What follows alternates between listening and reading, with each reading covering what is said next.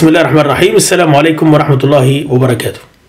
إذا تأملنا في المشهد الفكري والسياسي في العالم العربي نجد أن الخطاب العلماني يتفاوت من بلد إلى آخر، لكن اللافت في التيار العلماني في تونس هو تميزه بشراسة استثنائية، شراسة تصل أحيانا إلى درجة الاستئصال الرمزي والمادي لكل ما يمت إلى المرجعية الإسلامية بصلة. هذه الظاهرة ليست عارضة، ليست عابرة، هي نتاج تراكم تاريخي معقد لعبت فيه عوامل الاحتلال والسياسات الرسمية دورا مفصليا حاسما.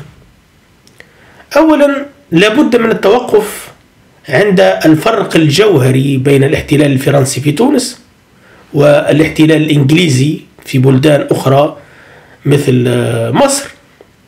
فرنسا بخلاف إنجلترا لم تكن تتعامل مع مستعمراتها على أنها كيانات مستقلة يمكنها الاحتفاظ بهويتها الخاصة، بل سعت إلى فرنستها بالكامل، فرنسة ثقافية لغوية وفكرية.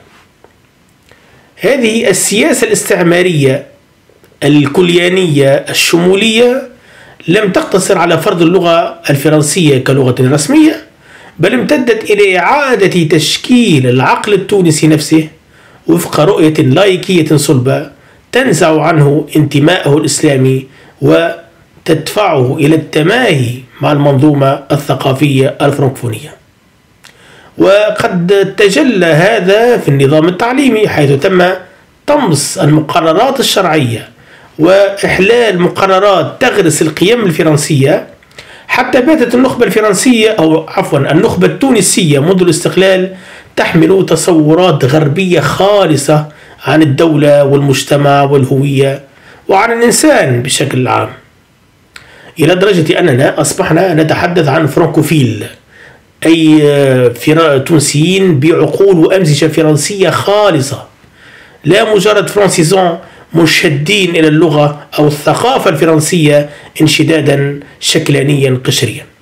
ثانيا يأتي دور الحبيب بورقيبة الذي لم يكن مجرد زعيم سياسي، بل كان مهندسا لمشروع علمنة قسري مستلهما من الرؤية الفرنسية الأكثر تطرفا. بورقيبة لم يكتفي بتحديث الدولة وفق النمط الغربي، هذا الطاغية الكومبرادوري جعل من تصفية الموروث الإسلامي مشروعا مركزيا في بناء الأمة التونسية الجديدة، فكان شعار التونسة ذريعة لمقاومة ما يسمى بالأسلمة. وقد سبق أن أتينا على هذه النقطة بتفصيل في كتابي الأخير المسألة الهوية في تونس. بورقيبة كان يرى في الإسلام حاجزا أمام التقدم، كان يرى في الهوية الإسلامية عبئا يجب التخلص منه، فشن بذلك حربا مفتوحة على المؤسسات الدينية وأعاد تشكيل الخطاب الديني الرسمي ليصبح أداة لخدمة الدولة العلمانية. وقد بلغت سياساته مستوى غير مسبوق من الهيمنة على الدين، حتى أنه تجرأ على التدخل في الشعائر الإسلامية تدخلا رأسيا مباشرا، داعيا إلى الإفطار العلني مثلا في رمضان، معتبرا أن الصيام يعطل الإنتاج، في تعبير واضح وثرثار عن رؤية ترى في الإسلام مجرد تقليد اجتماعي متخلف ينبغي تجاوزه. لكن ما يجعل التجربة التونسية متفردة في حدة الخطاب العلماني هو أن هذا التيار لم يكتفي بالسيطرة على الدولة، بل عمل على خلق ثقافة إقصائية راديكالية ترى في الإسلام نفسه عائقا أمام التحديث. فعلى عكس بعض التجارب العربية الأخرى حيث بقيت مساحة للدين في المجال العام، نجد أن التيار العلماني التونسي اتخذ موقفا تصادميا مع الإسلام السياسي وتجاوزه إلى حد التصادم مع التدين الشعبي العفوي البسيط نفسه. فقد جرى تهميش التعليم الزيتوني وإلغاء المحاكم الشرعية وتغيير القوانين الإسلامية بقوانين وضعية مستوحاة من النموذج الفرنسي، وهذا كان أكثر من مجرد إجراء إداري، في الحقيقة كان خطوة نحو تفكيك أي مرجعية دينية داخل بنية الدولة والمجتمع، بحيث لم يبقى الإسلام أي دور في التشريع أو الحياة العامة إلا بالقدر الذي تسمح به السلطة. إضافة إلى ذلك، فإن التغلغل العلماني المتطرف في تونس لم يكن ليقتصر على الدولة، وإنما وجد حاضنته في النخبة الثقافية والإعلامية التي صنعتها هذه المنظومة بأعينها أو على أعينها. فقد ظهر خطاب نخبوي يتعامل مع الإسلام لا باعتباره مكونا حضاريا، بل باعتباره إشكالية يجب حلها وعقبة يجب إزالتها.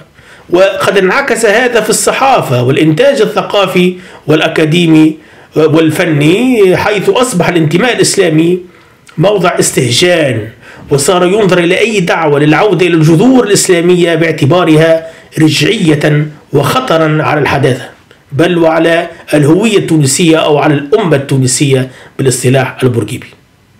إذن هذه الشراسة ليست مجرد موقف إيديولوجي، بل هي انعكاس لمنظومة فكرية تأسست على قاعدة الصراع مع الإسلام ككل، لا كمشروع سياسي فحسب، وهو ما يفسر لماذا تبدو العلمانية التونسية أكثر تطرفا من نظيراتها في باقي الدول العربية، إذ أنها أكثر من رؤية فكرية لتحديث الدولة. هي مشروع مضاد للهوية الأصلية أو الأصيلة، استمد قوته من إرث استعماري متجذر، ودولة بنيت على قطيعة راديكالية مع الإسلام نخبة وشعبا وتصورا للحياة.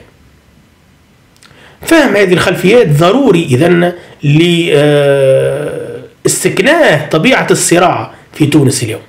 فالأمر يتجاوز مجرد الصراع السياسي بين تيارات علمانية وسياسية وإسلامية إلى معركة عميقة حول الهوية وحول حق الأمة في الحفاظ على مرجعيتها الإسلامية في وجه مشروع تغريبي استئصالي نشأ في كنف الاستعمار. وحين نتحدث عن الاستعمار فنتحدث عن الاستعمار القديم وأيضا الاستعمار الجديد، باعتبار أن الاستعمار القديم ما زال متواصلا بأشكال جديدة. طبعا وجد في الدولة الحديثة أداة لاستكمال معركته ضد الإسلام بأدوات محلية هذه المرة، لكن بروح استعمارية لم تتغير.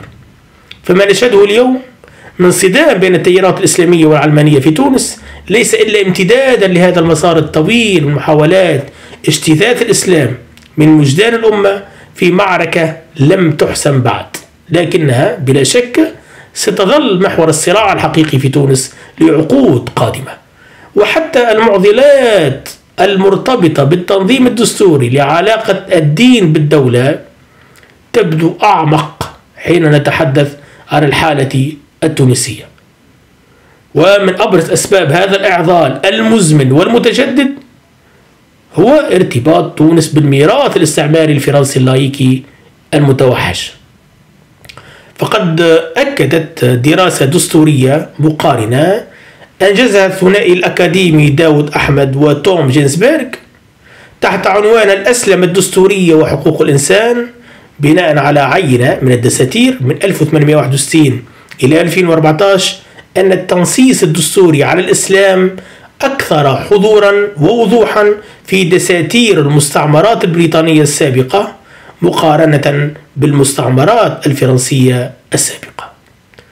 وهذا ما يفسر في جانب منه على الأقل شراسة العلمانيين التونسيين مقارنة بغيرهم من علمانيي البلاد العربية. دمتم في حفظ الله، والسلام عليكم ورحمة الله وبركاته.